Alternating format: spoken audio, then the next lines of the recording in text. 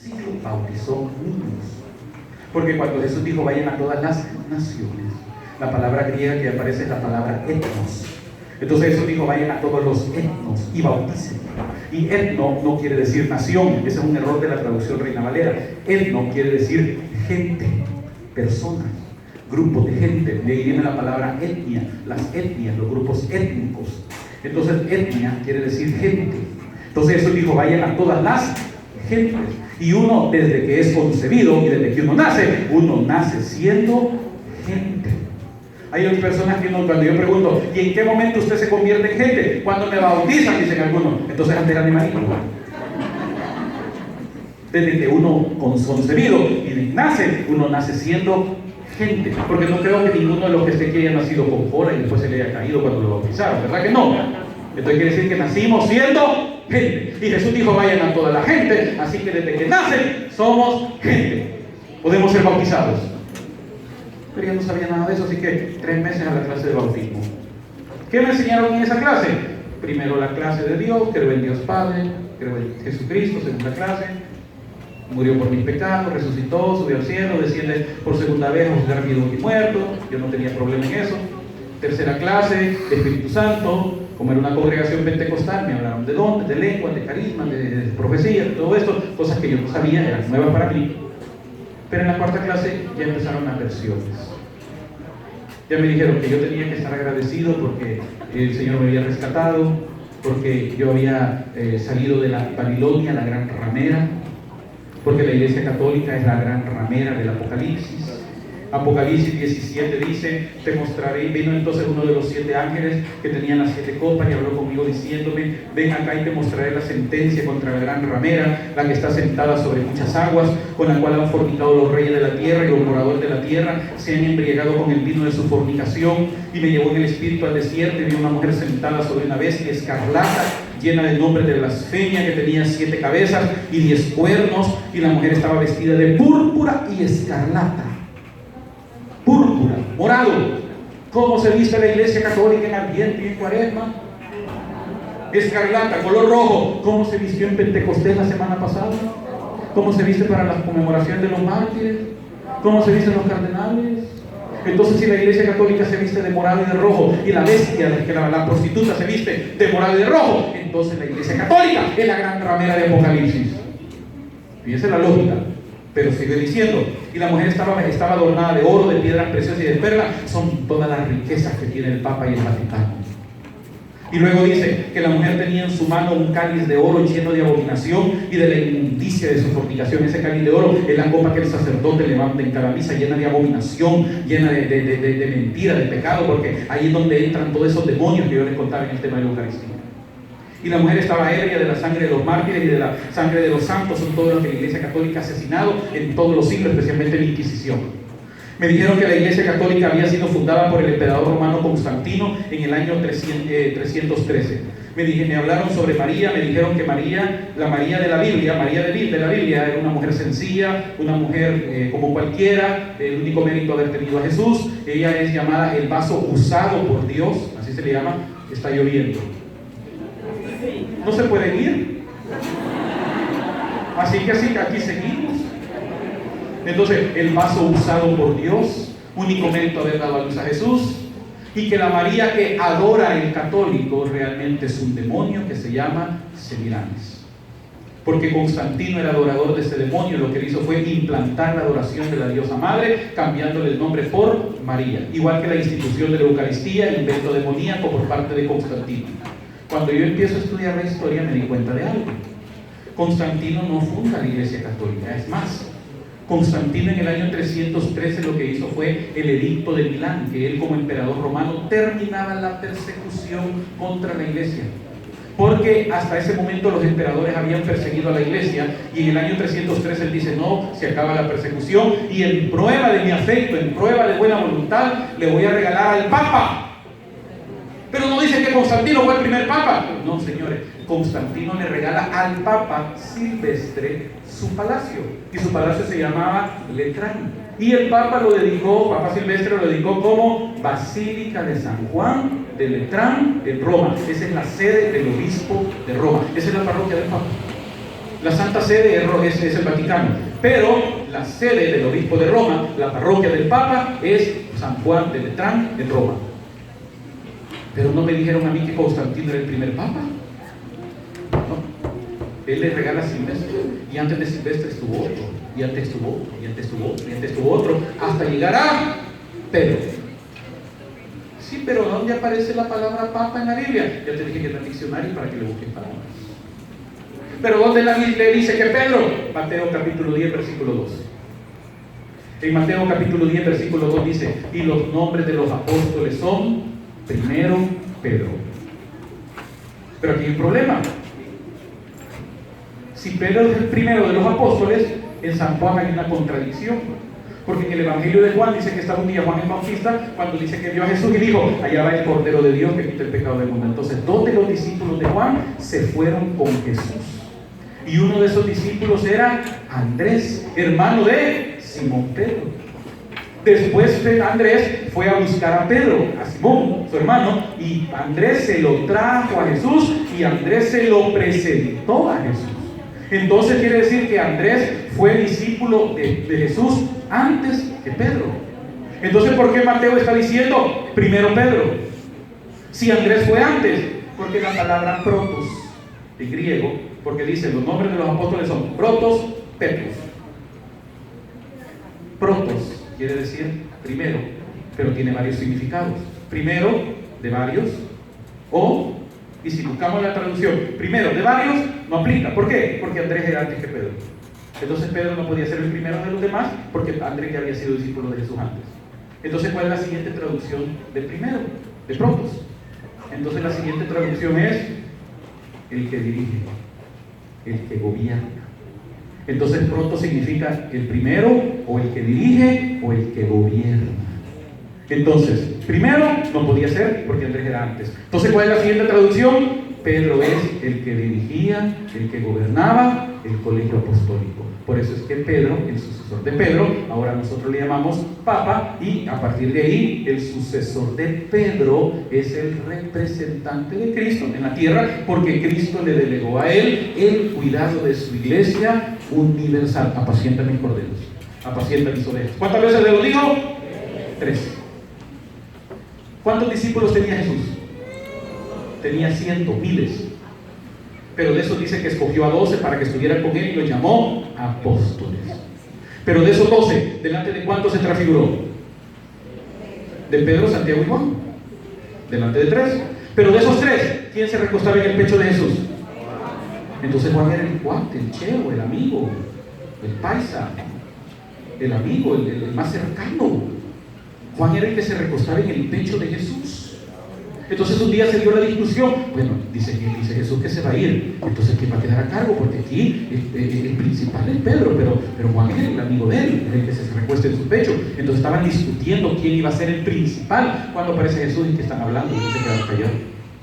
El que quiera ser el primero, que se haga como un niño. Y lo dejó ahí. Pero ya Jesús lo tenía planeado. Bueno, si Pedro fue el elegido para ser el pastor, porque cuando Jesús lo establece a él, apacienta, apacienta, apacienta, y delante de todos. Entonces al rato dice que venía Juan. Entonces Pedro le hizo la pregunta. Señor, le dijo, ¿y este qué ondas? ¿Y entonces este qué? Porque a mí, cuando él es tu amigo, ¿y este qué? ¿Y qué le responde Jesús? Si yo quiero que él quede hasta que yo venga, ¿qué te importa? Tú síguete. Y ahí se corrió el rumor que él iba a morir, pero no fue eso lo que dijo. Entonces ahí es donde ya se ve claramente que Pedro fue nombrado el pastor de la iglesia. ¿Por qué no le eligió a Pedro? ¿Por qué no eligió a Juan? Porque Juan le confió otra misión. ¿Cuál fue la misión que le encomendó? ¿Cuidar a quién? Y fíjense que hay un detalle bien importante con respecto a María y Juan. ¿Sabe cómo le habían puesto de apodo Jesús a Juan y a Santiago? Hijos del trueno, o Anerges. ¿Por qué? Porque eran explosivos, eran igualitos que ellos. Un día que Jesús iba para un lugar y no pudo pasar, no lo recibieron, le dijeron: Señor, ¿por qué no nos permites orar y manda que caiga fuego del cielo y se los acabe a todos? Y Jesús les reprendió. Ustedes no saben de qué espíritu son. Eran hijos del trueno, eran violentos, eran impulsivos. Juan, pero cuando usted lee las cartas de Juan y el Evangelio, ¿de qué habla? del amor. Entonces, ¿cómo es posible que el hijo del trueno ahora hable solo de amor? Sencillo, ¿a quién se llevó para su casa? Y María lo educó muy bien.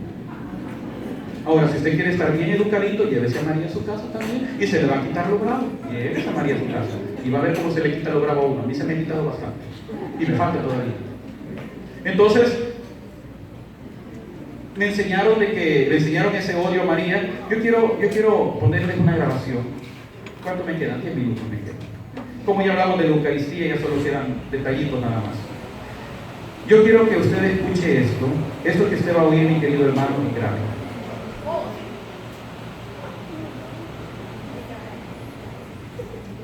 Esto lo dijo un pastor, y usted lo puede encontrar, lo puede escuchar en YouTube.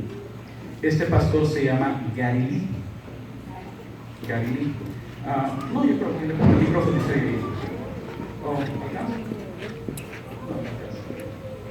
Sí, yo le pongo el micrófono, gracias. Tiene buen sonido.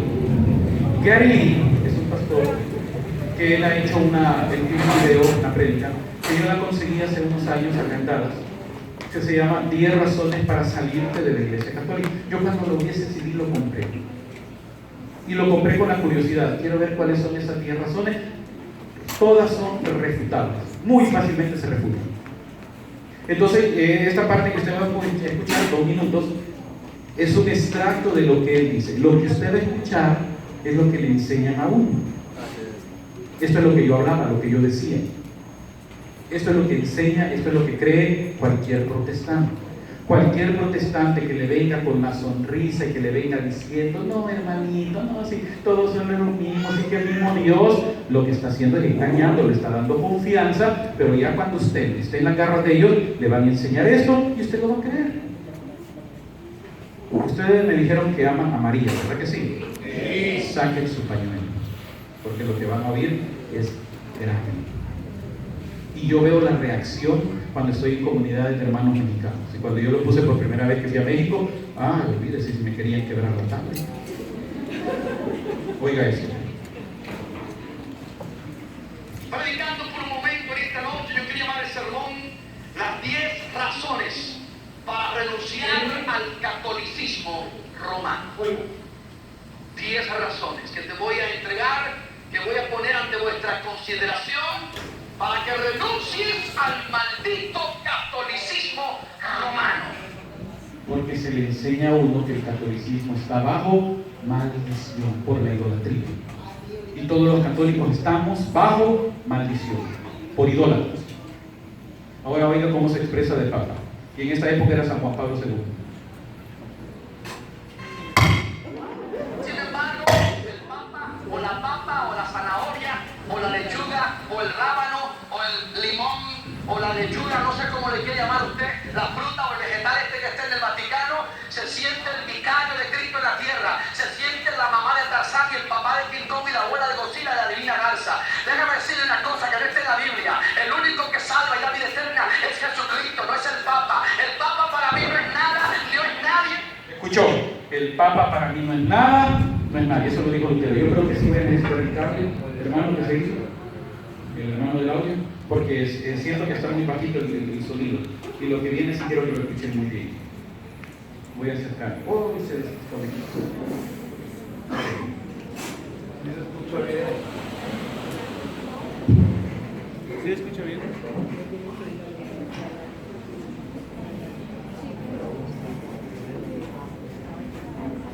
Ok.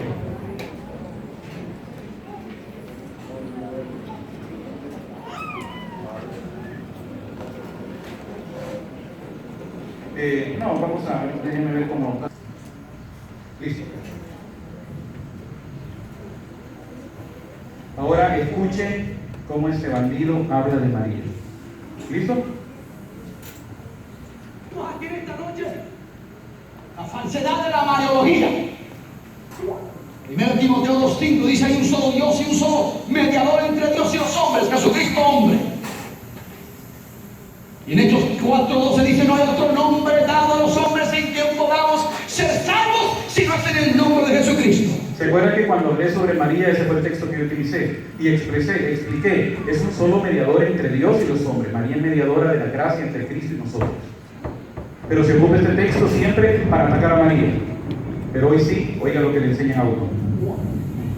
Pero en todos los países del mundo existe el sustituto.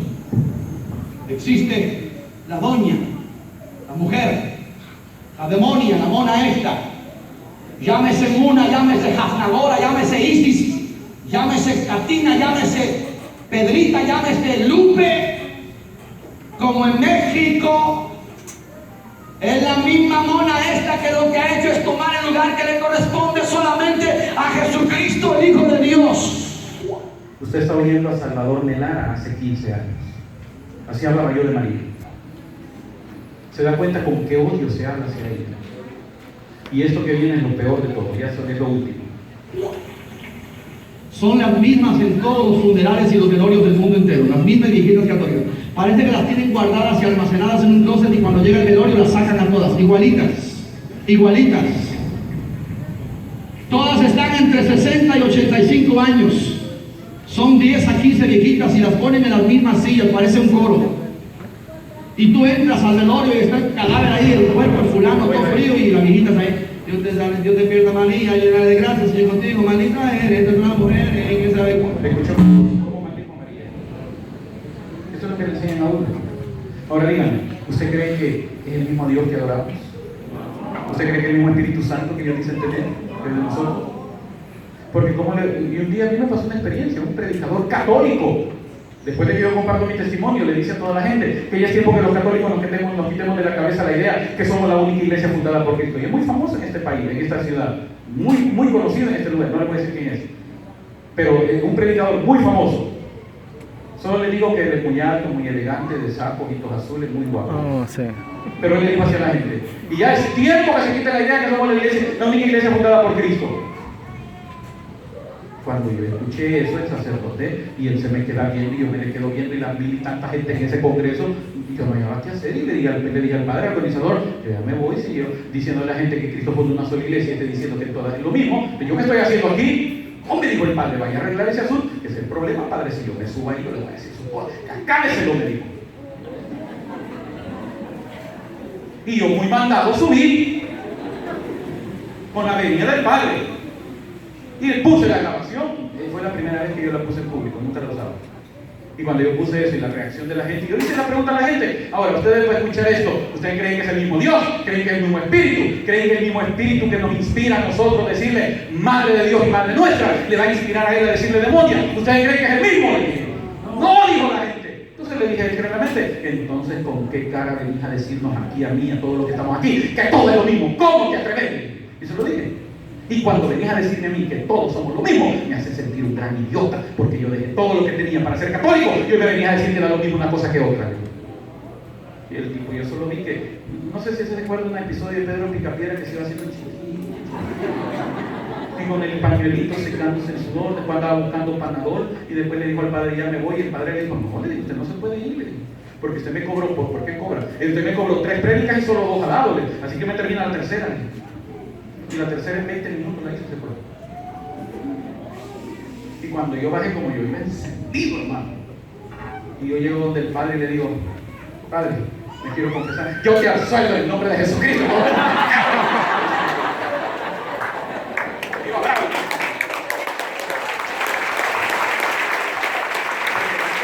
No hay cosa, hermano, que a mí me encienda más que me vengan a decir que da lo mismo una cosa que otra, cuando claramente yo sé dónde he vivido por 20 años.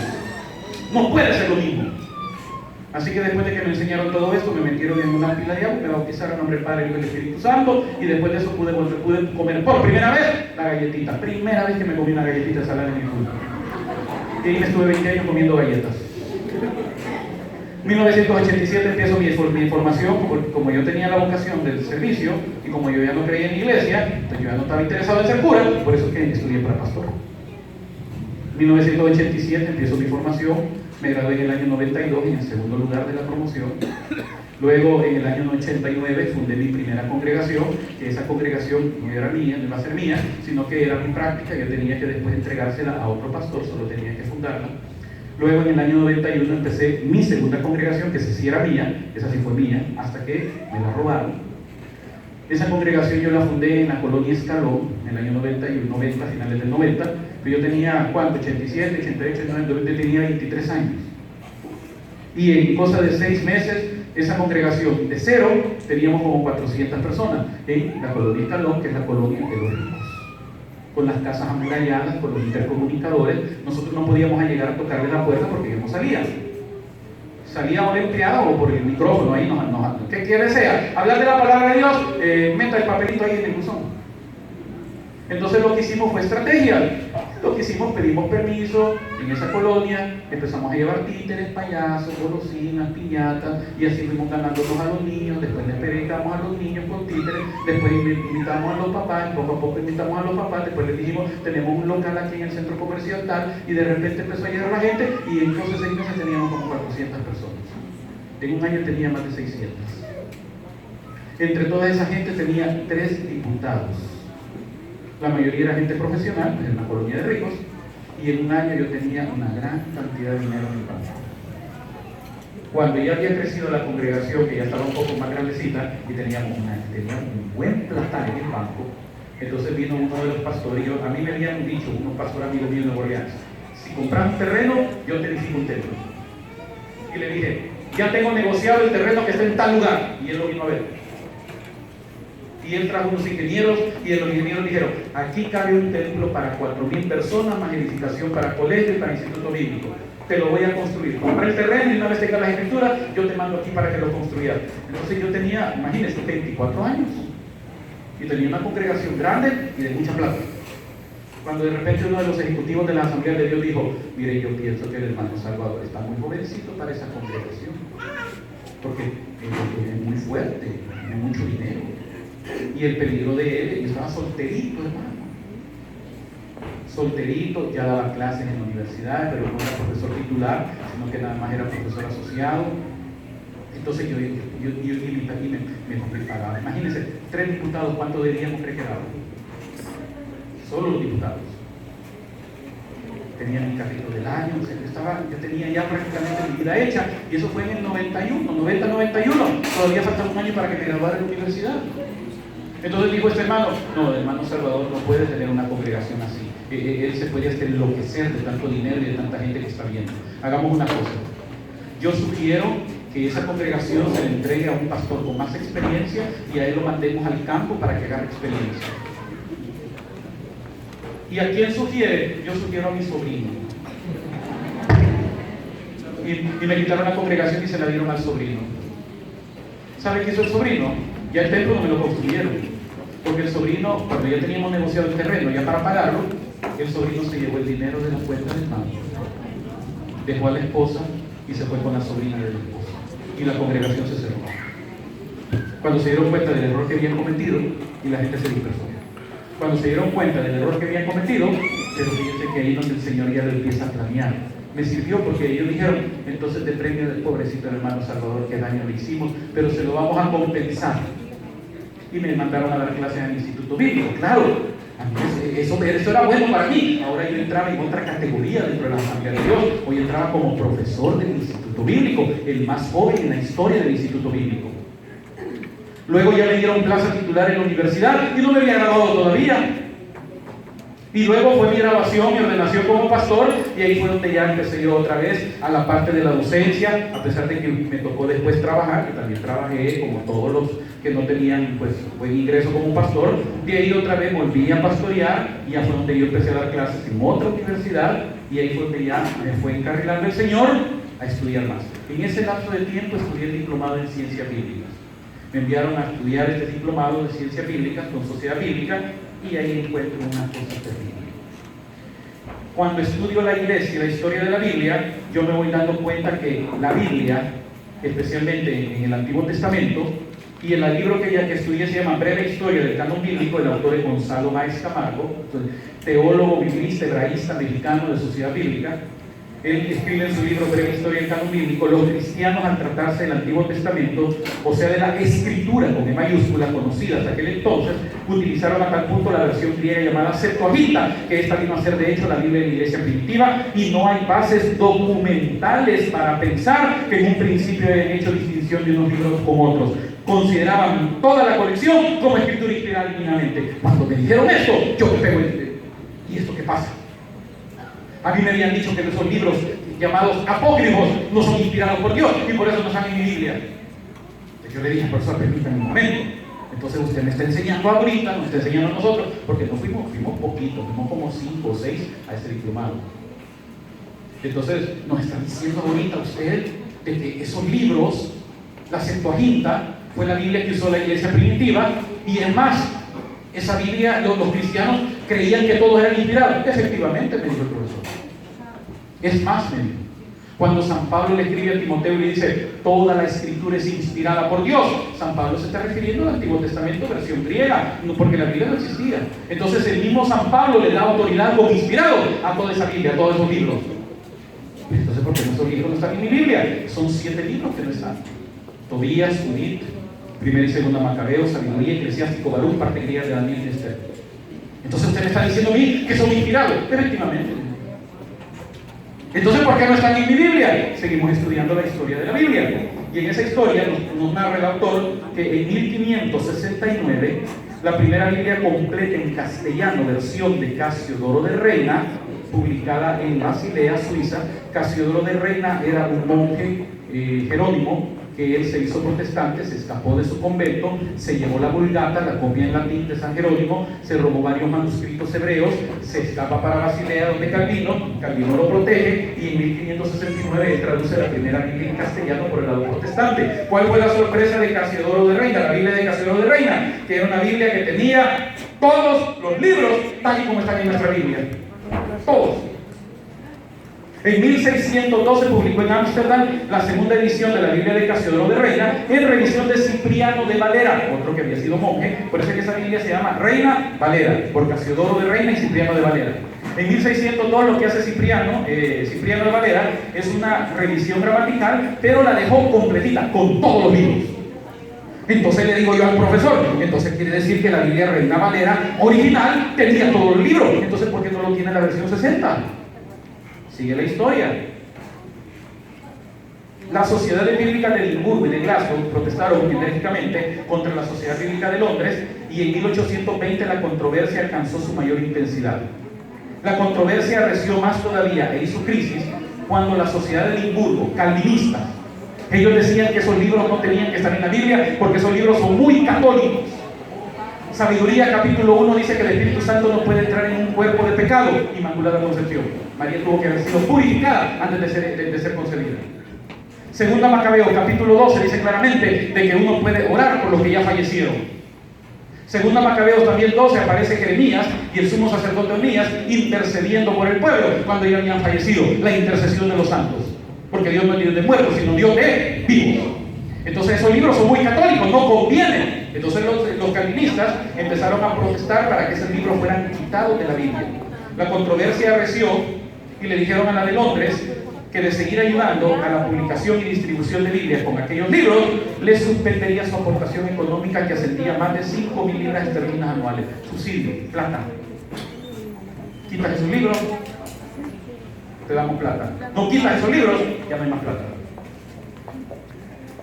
Como esto sería un golpe muy duro a las finanzas de la sociedad bíblica, esta, como en 1825, reiterándole en 1826 y completándole en 1827, una decisión que sería la final. Y en la ley de sociedad bíblica dice que se reconozca plena y claramente que la ley fundamental de la sociedad limita sus operaciones a la circulación de la Sagrada Escritura y excluye la circulación de los libros deuterocanónicos. 1827, sociedad bíblica quitó esos 7 libros de la Biblia Reina Valera por dinero.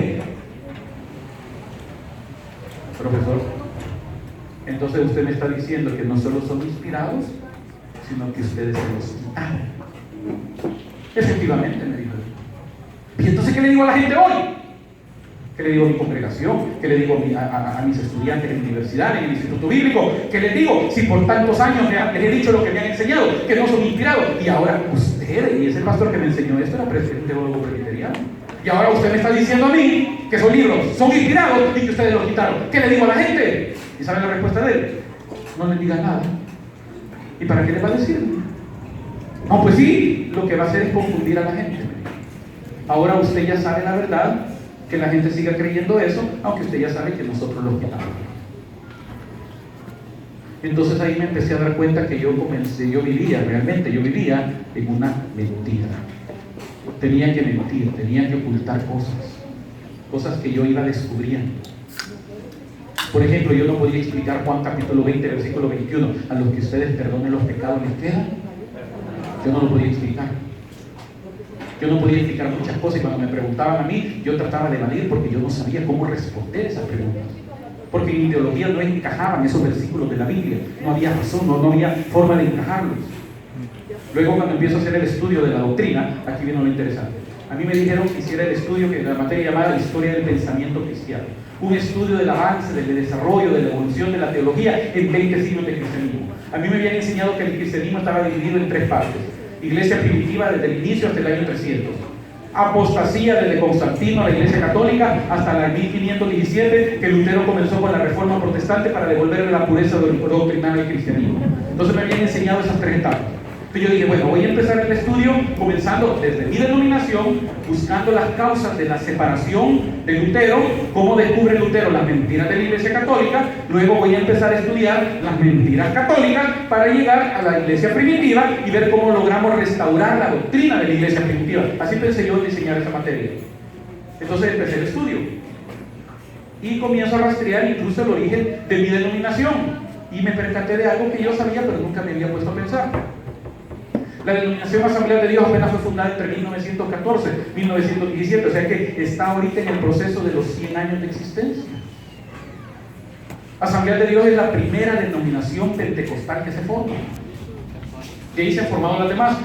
La Asamblea de Dios es la primera. ¿Por qué denominación? ¿Qué significa eso? Que eran varios grupos que lo que hicieron fue se decidieron organizar, poner una directiva, poner reglamentos, tener todos bajo el mismo gobierno, entonces poner un superintendente general. Por eso es que es una denominación. Entonces cada congregación se pone Iglesia Betel, Asamblea de Dios. La mía se llamaba Mahanaim de las Asambleas de Dios. Pero ¿qué es lo que yo hacía? Como yo estaba registrado en la conferencia, entonces yo tenía mi carnet de pastor y yo tenía mi iglesia y la iglesia estaba registrada en la conferencia. De mi congregación yo tenía que dar el 10% de los ingresos de la congregación y de mi sueldo como pastor yo tenía que dar el 10%, era el diezmo. Y a la gente yo les tenía que cobrar el 10%. Si yo no daba mi diezmo o no daba el diezmo a la congregación, me quitaban la franquicia, porque son franquicias. Yo pago para tener el derecho de usar el nombre Asamblea de Dios. Son franquicias. Una de las materias que yo recibí en la universidad se llamaba Administración Financiera. Cuando me dieron esa materia, lo primero que me dijeron, en esta clase no vamos a ver teología, en esta clase les vamos a enseñar a ustedes a que vean las iglesias como negocios. Vamos a ver principios de administración, técnicas de mercadeo, con el objetivo de que ustedes hagan crecer la iglesia. Ahorita olvídense que espiritual, olvídense de pastores, olvídense de miembros, ahorita lo van a ver